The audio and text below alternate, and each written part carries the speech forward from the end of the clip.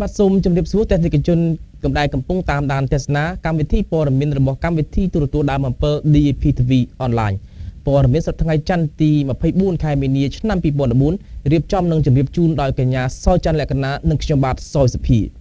វេទិកាព័ត៌មានសំខាន់រួមមានលទ្ធផលចរចារវាងគណៈបកទាំងពីរបង្ហាញលទ្ធផលអវិជ្ជមានក្រសួងការងារបង្ហាញអំពីគ្រោះថ្នាក់នៅក្នុងពេលធ្វើការនិងព័ត៌មានសំខាន់មួយចំនួនទៀតលំដាប់តទៅនេះកញ្ញាសយច័ន្ទលក្ខណានិងខ្ញុំបាទសយសុភាសូមជូនព័ត៌មានពិស្ដាតាមលទ្ធផលនៃការគ្រោងទុកនៃជំនួបរវាងគណៈបកប្រជាជនកម្ពុជានិងគណៈបកសង្គ្រោះជាតិបានបង្ហាញលទ្ធផលឲ្យដឹងហើយនៅថ្ងៃនេះដោយកិច្ចប្រជុំទាំងពីរដែលរយៈពេលជាង2ម៉ោងនោះបង្ហាញលទ្ធផលជាអវិជ្ជមានរាយការណ៍បន្តដោយកញ្ញាហ៊ួនស្រីលីនក្រុមការងាររបស់គណៈបកទាំងពីរដែលបានពិភាក្សាលើកំណែទម្រង់ការបោះឆ្នោតអស់ជាង2ម៉ោងនាវិមានព្រឹទ្ធសភាបញ្ចប់នៅវេលាម៉ោង 11:30 នាទីព្រឹកថ្ងៃទី24ខែមីនាឆ្នាំ2014នេះដោយលទ្ធផលស្មើ0ហើយធ្វើសន្និសីទកាសែតផ្លាយខុសរដងគឺដាច់ដោយឡែកពីគ្នារួមនឹងគ្មានសេចក្តីថ្លែងការណ៍រួមជាមួយគ្នានោះឡើយនៅក្នុងសន្និសីទកាសែតនោះភាគីគណៈបកសង្គ្រោះជាតិត្រូវបានអនុញ្ញាតឲ្យថ្លែងទៅក្រុមអ្នកកាសែតមុនបន្ទាប់ពីគណៈបកប្រជាជនកម្ពុជាដោយក្នុងនោះលោកសុនឆៃក៏បានថ្លែងបដិសេធអំពីលិខិតប័ណ្ណដែលបានចែកចាយនិងស្នើឲ្យសមត្ថកិច្ចតាមចាប់ខ្លួនអ្នកចែកចាយលិខិតប័ណ្ណតាមសាធារណៈនេះផងដែរលោកឈៀងវុនមន្ត្រីជាន់ខ្ពស់នៃរដ្ឋសភាបានថ្លែងប្រាប់អ្នកកាសែតឲ្យដឹងនៅព្រឹកថ្ងៃច័ន្ទទី24ខែមីនាថាក្រុមការងារគណៈបកប្រជាជនកម្ពុជានិងគណៈបកសង្គ្រោះជាតិនឹងរៀបចំធ្វើសន្និសីទកាសែតដាច់ដោយឡែកពីគ្នាបន្ទាប់ពីបញ្ចប់កិច្ចពិភាក្សាគ្នាលើកំណែទម្រង់ការបោះឆ្នោតនាវិមានព្រឹទ្ធសភាសមាជិកភាពនៃជំនួបពិភាក្សានាវិមានព្រឹទ្ធសភានាព្រឹកថ្ងៃនេះគណៈបកប្រជាជនកម្ពុជាដឹកនាំដោយឧបនាយករដ្ឋមន្ត្រីប៊ិនឈិនលោកជាមយាបលោកឈៀងវុនលោកប៉ែនបញ្ញានិងលោកសឹកប៊ុនហុកនិងលោកស្រីគួយសំអានរីឯគណៈបកសង្គ្រោះជាតិវិញដឹកនាំដោយលោកសុនឆៃលោកហូវ៉ាន់លោកគួយប៊ុនរឿនលោកម៉ៅមនីវ៉ាន់លោកអូច័ន្ទរិទ្ធនិងលោកស្រីមូសុខហួរចាស់ទស្សនិកជនជាទីមេត្រីគ្រួសារចូលរងគ្រោះដោយសារតែការបាញ់ប្រហារនៅលើផ្លូវវិញស្រេងកាលពីថ្ងៃទី3ទី4ខែមករាឆ្នាំ2014កន្លងទៅ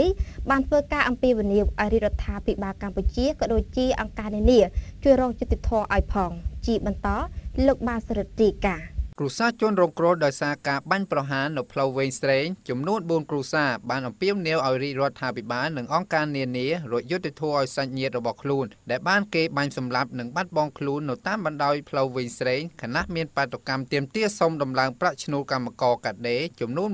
$160កាលពីថ្ងៃទី3និងទី4ខែមករាឆ្នាំ2014ការលើកឡើងព្រមគ្នានេះក្នុងនោះក៏មានគ្រួសាររបស់ជនរងគ្រោះអ្នកស្រីអេងសុខុមត្រូវបានកងកម្លាំងសន្តិសុខបាញ់ក្នុងការបង្ក្រាបបាតុកម្មនៅរោងចក្រកាត់ដេរ SL ផងដែរធ្វើឡើងនៅក្នុងសន្និសីទសារព័ត៌មានមួយស្ដីពីឯណាទៅយុទ្ធធរខ្ញុំនៅក្នុងទីស្នាក់ការមជ្ឈមណ្ឌលសិទ្ធិមនុស្សកម្ពុជានៅថ្ងៃទី24ខែមីនាឆ្នាំ2014ថ្លែងនៅក្នុងឱកាសនោះលោកអ៊ូវិរៈប្រធានមជ្ឈមណ្ឌលសិទ្ធិមនុស្សកម្ពុជាបានមានប្រសាសន៍ថាសន្តិសុខនិងសេរីភាពគឺជាសិទ្ធិធំជាងគេទាំងអស់នៃគោលការណ៍សិទ្ធិមនុស្សអញ្ចឹងហើយលោកយល់ថារដ្ឋាភិបាលមានកាតព្វកិច្ចក្នុងការស៊ើបអង្កេតឲ្យបានត្រឹមត្រូវដើម្បីរកយុត្តិធម៌ជូនជនរងគ្រោះនិងគ្រួសារជនរងគ្រោះលោកអ៊ូវិរៈបានបន្តថាចាក់ទងរឿងយន្តការនេះគឺយើងបានប្រកាសជាសាធារណៈគឺយើងស្នើសុំឲ្យបងប្អូនទាំងអស់ចូលរួមក្នុងការសេលិខិតសរសេរចូលរួមចុះហត្ថលេខាដើម្បីផ្ញើលិខិតជូនដល់នាយករដ្ឋមន្ត្រីហ៊ុនសែនកាតព្វកិច្ចចម្បងបំផុតនៅក្នុងការងារសិទ្ធិមនុស្សគឺអ្នកដែលមានកាតព្វកិច្ចក្នុងការការពារនិងស៊ើបអង្កេតសំណងនិងការពារធ្វើម៉េចកុំឲ្យមានរឿងចឹងទៀតកើតឡើងរឿងអំពើសិទ្ធិមនុស្សកើតឡើងទៀតគឺជារដ្ឋបានន័យថាតំណាងរបស់រដ្ឋរបស់យើងនឹងគឺរដ្ឋាភិបាលដែលមានប្រមុខរដ្ឋាភិបាលគឺលោកហ៊ុនសែនអញ្ចឹងកាតព្វកិច្ចចម្បងជាងគេទាំងអស់គឺលោកហ៊ុនសែនលោកប្រធានមជ្ឈមណ្ឌលសិទ្ធិមនុស្សបានបញ្ជាក់ថាយន្តការរបស់អង្គការអន្តរជាតិគឺមានយន្តការមួយចំនួនផ្ញើទៅគណៈកម្មការទាក់ទងនឹងការសម្លាប់ក្រៅប្រព័ន្ធដែលធ្វើឡើងនៅក្នុងអង្គការសហប្រជាជាតិទាក់ទងនឹងការបាត់ខ្លួនដោយកម្លាំងប្រដាប់អាវុធដោយរដ្ឋាភិបាលដោយអ្នកតំណាងរដ្ឋក៏មានគណៈកម្មការស៊ើបអង្កេតនៅក្នុងរឿងនឹងដែរហើយយើងនឹងរកគ្រប់យន្តការទាំងអស់ក្នុងការជួយរកយុត្តិធម៌ក្នុងរឿងនេះ គូបញ្ជាក់ថាកាលពីថ្ងៃទី4និងទី3ខែមករាឆ្នាំ2014មានការផ្ទុះការតវ៉ាសុំរំឡើងប្រាក់ឈ្នួលចំនួន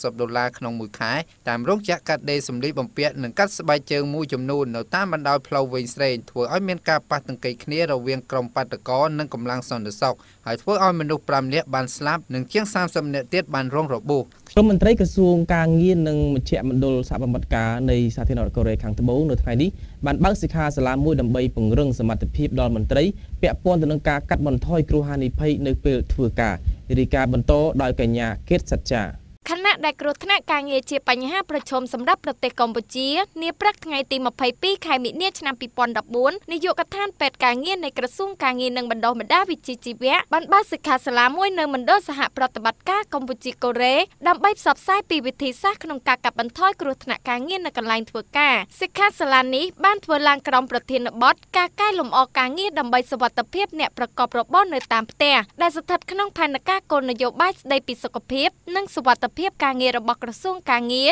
និងបណ្ដុះបណ្ដាលវិជ្ជាជីវៈឆ្នាំ2014ដល់ឆ្នាំ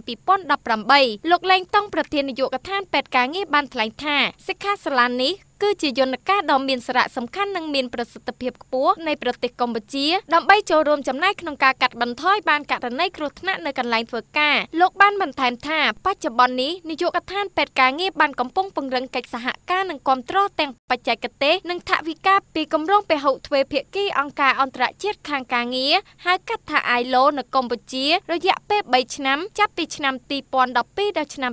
2014ក្នុងតំបន់គោលដៅចំនួន4គឺរាជធានីភ្នំពេញខេត្តកំពង់ស្ពឺកណ្ដាលនិងស្វាយរៀងដើម្បីបង្កើតក្របខ័ណ្ឌនយោបាយស្តីពីការប្រើប្រាស់សុវត្ថិភាពសារធាតុគីមីនិងការការពារជំងឺវិជ្ជាជីវៈកសាងសមត្ថភាពតាមរយៈការបណ្ដុះបណ្ដាលតម្រង់ទិសតាមរយៈសកម្មភាពចូលរួមស្តីពីការកែលម្អការងារនៅតាមសហគ្រាសខ្នាតតូចនិងមធ្យមនិងសេដ្ឋកិច្ចក្រៅប្រព័ន្ធព្រមទាំងរៀបចំបង្កើតគណៈកម្មការត្រីភាគីដើម្បីពង្រឹងទៅលើគោលនយោបាយស្តីពីសុខភាពនិងសុវត្ថិភាពការងារនិងរៀបចំផែនការមេលើកទី2ស្តីពីការអភិវឌ្ឍផ្នែកសុខភាពនិងសុវត្ថិភាពការងារឆ្នាំ2014ដល់ឆ្នាំ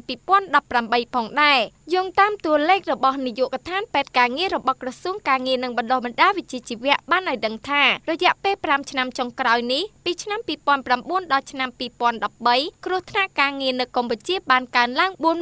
45,614ករណីនិងមានអ្នកស្លាប់257នាក់ក្នុងនោះវិស័យកាត់ដេរសម្លៀកបំពាក់និងស្បែកជើងមានករណីគ្រោះថ្នាក់ការងារឈានមុខគេក្នុងចំណោមគ្រោះថ្នាក់នៃប្រភេទសហគ្រាសទាំងអស់ដែលមានផ្នែកកាត់ដេរចំនួន36,396 នាក់និងផលិតស្បែកជើងចំនួន5,592 នាក់ដោយឡែកនៅឆ្នាំ2013គ្រោះថ្នាក់ការងារបានកើនឡើងចំនួន16,775 ករណីក្នុងនោះបណ្ដាលឲ្យមានអ្នកស្លាប់បាត់បង់ជីវិតចំនួន96នាក់ខណៈដែលឆ្នាំ2012កើនឡើង14,233 ករណីនិងមានអ្នកស្លាប់59នាក់បើតាមប្រសាសន៍លោកលេងតុងគ្រោះថ្នាក់ការងារទាំងនេះមូលហេតុភាគច្រើនបណ្ដាលមកពីការប៉ះពាល់ទៅនឹងម៉ាស៊ីនសារធាតុគីមីដែលប្រើប្រាស់ក្នុងផលិតកម្មសំឡេងធូលីបរិស្ថាននិងបរិយាកាសនៅកន្លែងធ្វើការមិនមានអនាម័យជាដើម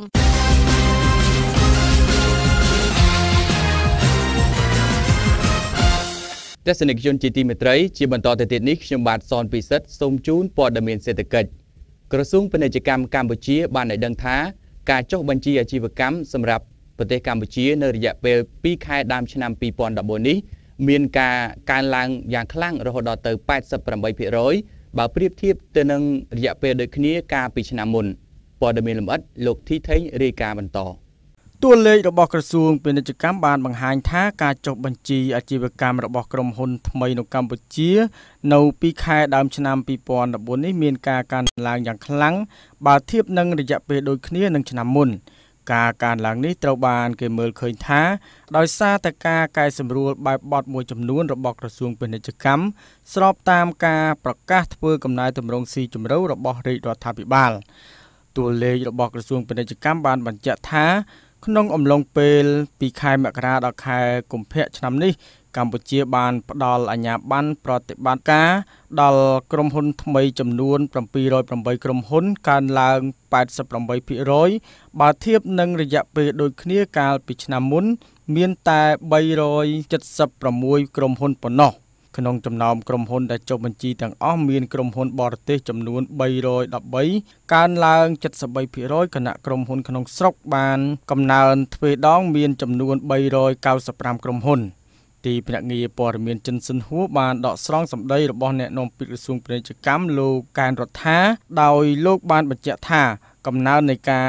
បើកក្រុមហ៊ុនថ្មីនេះបានឆ្លុះបញ្ចាំងពីសន្តិសុខនិងស្ថិរភាពនយោបាយល្អរបស់ប្រទេសកម្ពុជាទាំងការបញ្ចូលគ្នាជាមួយនឹងអាកាសធាតុអំណោយផលអាជីវកម្មសម្រាប់វិនិយោគិនលោកបានបន្តថាយើងជឿជាក់ថាក្រុមហ៊ុនថ្មីជាពិសេសមកពីប្រទេសចិនជប៉ុននិងប្រទេសអឺរ៉ុបនឹងបន្តបើកទ្វារនៅក្នុងប្រទេសកម្ពុជាដោយសារតែរដ្ឋាភិបាលបានធ្វើការយ៉ាងសកម្មដើម្បីជំរុញសក្តានុពលវិនិយោគរបស់ប្រទេសនេះដើម្បីឲ្យពួកគេក្រុមហ៊ុនបរទេសភាគច្រើនត្រូវបានគ្រប់គ្រងដោយប្រទេសចិនកូរ៉េខាងត្បូងជប៉ុនម៉ាឡេស៊ីនិងវៀតណាមពួកគេបានប្រតិបត្តិការអាជីវកម្មនៅក្នុងរោងចក្រកាត់ដេរនិងវាយនភ័ណ្ឌស្បែកជើងកសិកម្មឧស្សាហកម្មទេសចរណ៍និងសំណង់អ្នកវិភាគសេដ្ឋកិច្ចឯករាជ្យលោកច័ន្ទសុផលត្រូវបានទីភ្នាក់ងារព័ត៌មានចិនស៊ិនហួរដកស្រង់សម្ដីផងដែរថាកំណើនក្រុមហ៊ុនថ្មីនេះគឺជាសញ្ញាល្អសម្រាប់សេដ្ឋកិច្ចនិងបានបង្ហាញទំនុកចិត្តរបស់វិនិយោគិននៅក្នុងឱកាសអាជីវកម្មនៅក្នុងប្រទេសនេះវាជាការល្អសម្រាប់សេដ្ឋកិច្ចក្រុមហ៊ុនថ្មីកាន់តែច្រើនបង្កើតការងារឲ្យបានកាន់តែច្រើនផងដែរគួរបញ្ជាក់ថាកាលពីឆ្នាំមុនក្រុមហ៊ុនដែលចុះបញ្ជីថ្មីបានធ្លាក់ចុះ 12% តែបញ្ហានយោបាយនៅក្រោយការបោះឆ្នោត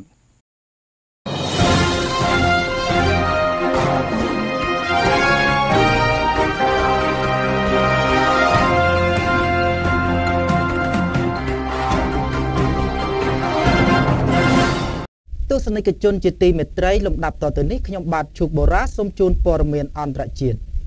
ជើងហោះហើរពីទីក្រុងកូឡាឡាំពួរឆ្ពោះទៅកាន់ទីក្រុងសេអ៊ូលប្រទេសកូរ៉េខាងត្បូងនាព្រឹកថ្ងៃច័ន្ទនេះត្រូវបានបង្ខំឲ្យចុះចតជាបន្ទាន់នៅក្នុងទីក្រុងហុងកុងដោយសារតែមានបញ្ហាមួយចំនួនទាក់ទងទៅនឹងបញ្ហាបច្ចេកទេសរាយការណ៍បន្តដោយលោកសៅដារ៉ានីជើងហោះហើរម៉ាឡេស៊ីសេអ៊ូលបង្ខំចុះចតនៅហុងកុងដោយសារតែជួបបញ្ហាអគ្គិសនីសារព័ត៌មានសង្ហបុរីបានចេញផ្សាយថ្ងៃច័ន្ទទី24ខែមិនិនាឆ្នាំ2014នេះថាជើងហោះហើរពីទីក្រុងកូឡាឡាំពួរប្រទេសម៉ាឡេស៊ី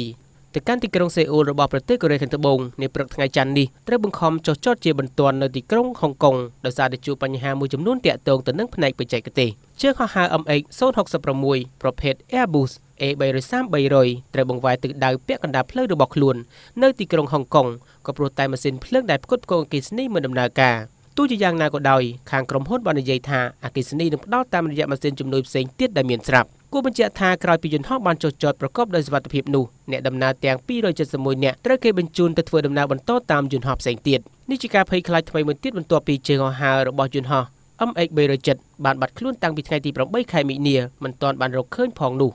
ចាស់ទស្សនិកជនដែលកំពុងតាមដានទស្សនាកម្មវិធីព័ត៌មានប្រចាំថ្ងៃរបស់ទូរទស្សន៍ដៅអំពើ DPTV Online នៅថ្ងៃច័ន្ទទី24ខែមិនិនាឆ្នាំ